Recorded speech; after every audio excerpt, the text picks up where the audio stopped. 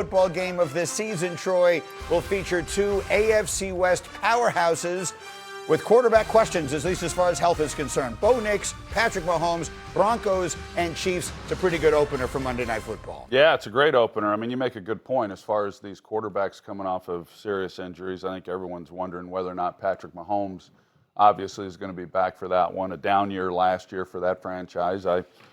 I expect them to come back and be the team that we've seen for much of the last decade. And then, of course, with Denver, you could argue that they were a quarterback injury away from making it to the Super Bowl. It's unfortunate for that organization, but what a great job Sean Payton has done. So to kick that off week one in a divisional game, I always liked that as a player when you opened up against a divisional opponent and kind of helped set the tone in what is a very competitive division. And what is a huge year for us, obviously, our Super Bowl season. It will culminate with you and Joe calling Super Bowl 61 in Los Angeles. So the way we're going to break this thing up is we're going to do the NFC. I have questions on some of the big NFC teams. Then we'll take a quick break and we'll do the AFC. So let's start with the Cowboys, your longtime team.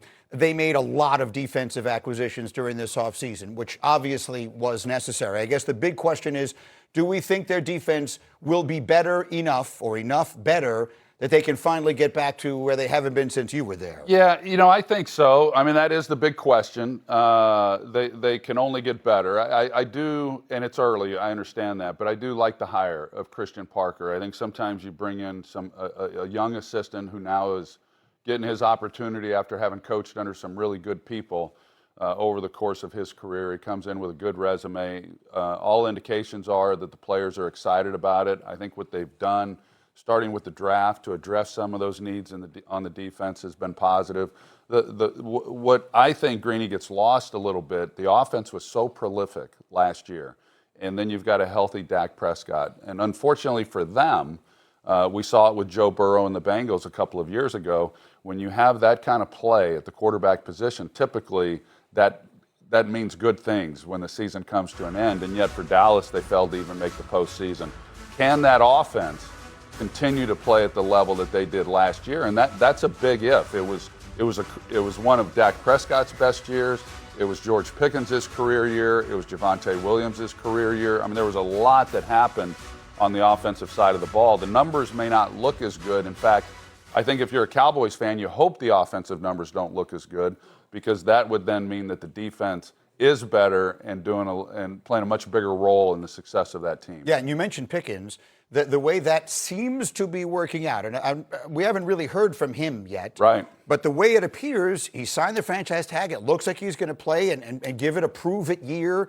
And so, look, if that defense, the way I look at it, and I've made the same comparison to the Joe Burrow Bengals, if they can just become average on defense, they could be dangerous. Well, there's no question. And I do think, as it relates to George Pickens, yeah, he comes in, he knows he's in a contract year, he puts up a huge year, and I know that all players would feel this way. They would then expect to be rewarded for that, and it's a letdown then when you get the franchise tag. So I would have to believe that George is less than thrilled about that he wanted a long-term contract. That also, Stephen Jones comes out and says that they are not going to sign him to a long-term contract. So what does that do for his frame of mind as far as him going into this season? Time will tell. But if he can go out and have the year that he had last year, along with CD, and keep him healthier than what he was, they won't need a lot out of that defense. And I would expect that for those that are optimistic and feel like you said, hey, if they're just average, I would believe that this is a defense that at minimum would be average. You know what just jumped into my head as you were talking is I was thinking, I always remember when John Elway retired and he was thanking players and he mentioned Shannon Sharpe and he said, I know you're open, I know you're open, I know you're... Like, receivers are always open.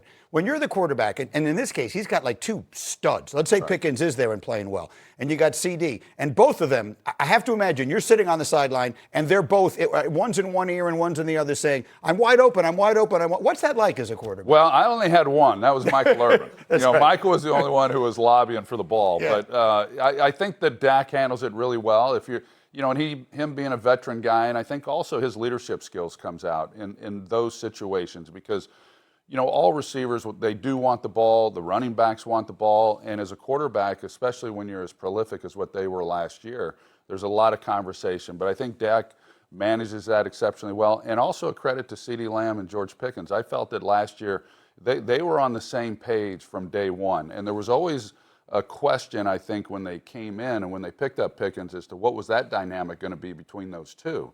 Was CeeDee going to be upset that maybe you've got another number one receiver in many people's eyes coming in, and yet those two, by all accounts, worked well together, and then of course the play on the field spoke for itself. So I think it was a good setup, and Dak again he's been a facilitator and he's done a great job of it. Let's talk about their arch rivals, and that's the Eagles. And we were just talking briefly before we came on the air. Well, I first started covering the league right when your team was in its ascendancy. And what I remember very specifically was your relationship with Norv Turner, who was your offensive coordinator. How many years roughly were you together? He was there 3. At the very beginning of your career, and really was there for your development before he got a head coaching job, and how important that was for you. And I bring that up as the sort of the context for the Jalen Hurts conversation. I want to make sure I'm getting this right. He is going to have his 7th different primary play caller in his 7 NFL seasons. Can you explain, because there's so much like microscopic criticism of him at times, how much of a factor you think that is and what that would be like for a quarterback? Well, it's big. I mean, I think if you look at Brett Favre or, Aaron's a little different, Aaron Rodgers, he went through a change of offense when Matt LaFleur came in, but Peyton Manning ran the same offense. Tom Brady pretty much throughout his entire career ran the same offense. I was not one of those. I had the same offense with Norv and Ernie Zampese for 7 years, and it makes a huge difference. And I know I've had those conversations with Jalen Hurts, 7 in the NFL offensive coordinators, but he also had a number of offensive coordinators in college. That's right. So you go back to high school, it's rare when he's had the same play caller for back-to-back years. A few years back when they won the Super Bowl, Shane Steichen, and what he meant to Jalen Hurts and that offense, and they did some good things. They hit a bump in the road. Kellen Moore comes in. There's been a lot of consistency, although not at coordinator, there has been within what they're doing offensively. And I think that on the one hand is smart because they're playing to the strengths of Jalen Hurts. And he's a quarterback who likes 2x2 set receivers and guys coming off the ball vertically, a lot of throws outside the numbers. And I think that with where they're going this year, that it will look different. And I think that there'll be more asked of Jalen Hurts to work the middle of the field, to maybe line up under center a little bit more in the play action game. And that's an offense that I'm a big believer in. When you look around the league at the offenses that are really having success, the San Franciscos, the Dallases, the Green Bays, those type teams, tying it in much like it was in the 90s. It seems to be swinging back in that direction. And I believe Jalen can do anything that he's asked to do. I go back to early in his career. We had them in the playoff game against the Tampa Bay Buccaneers. It was Jalen's first year as a starter. I remember the game. They did not play well in that game offensively. They really struggled, and they needed to be better throwing the football. And the very next year, it was remarkable, the turnaround that we saw from that passing game and from Jalen Hurts. So what that proved to me is that he's a quarterback who puts in the time to do everything he can to be his best.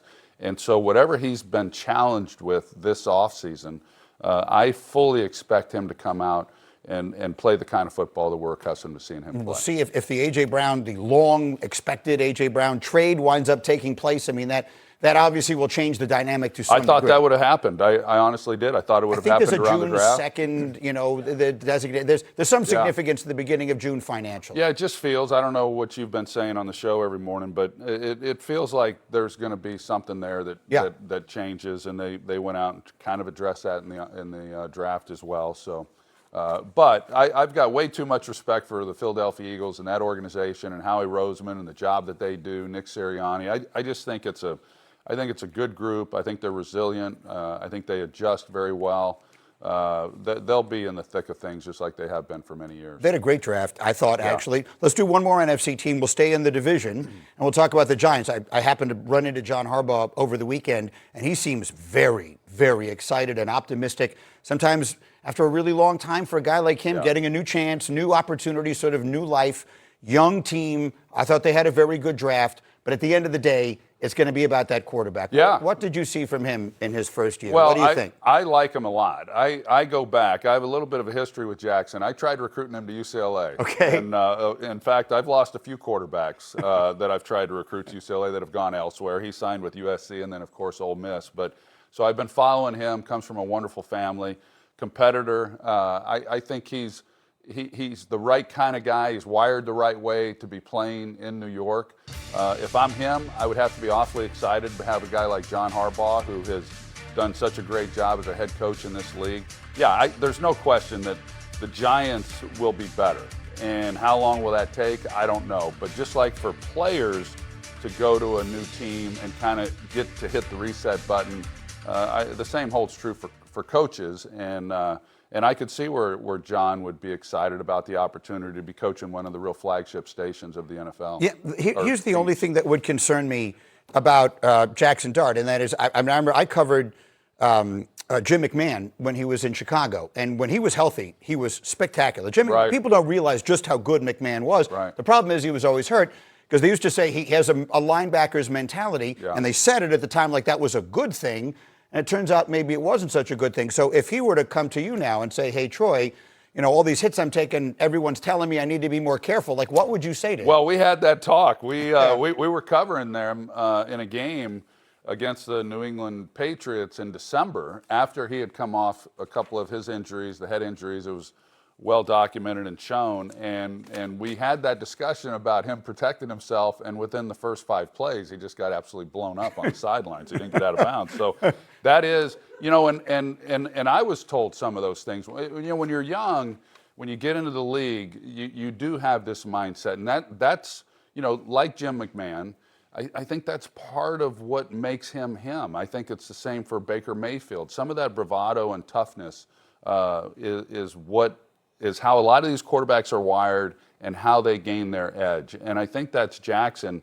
He doesn't want to get away from that, but I would have to believe that John Harbaugh has already had conversations with him about that, because everyone knows. I mean, you can't lose your quarterback, so you can't put yourself in harm's way like that. But I would say that my guess is the offensive linemen, the defensive players, all those guys in that locker room have enormous respect for Jackson Dart and the way in which he plays and the way in which he sacrifices his body. So you got to try to find a balance, and you never quite do, because nobody really talks about it as long as you keep getting up. It's when you don't get up that then they point to the fact that you're taking maybe unnecessary hits. Yes, and you're spending too much time in the blue tent. All right, Troy Aikman is delightfully going to spend more time with us. We'll go to the AFC side.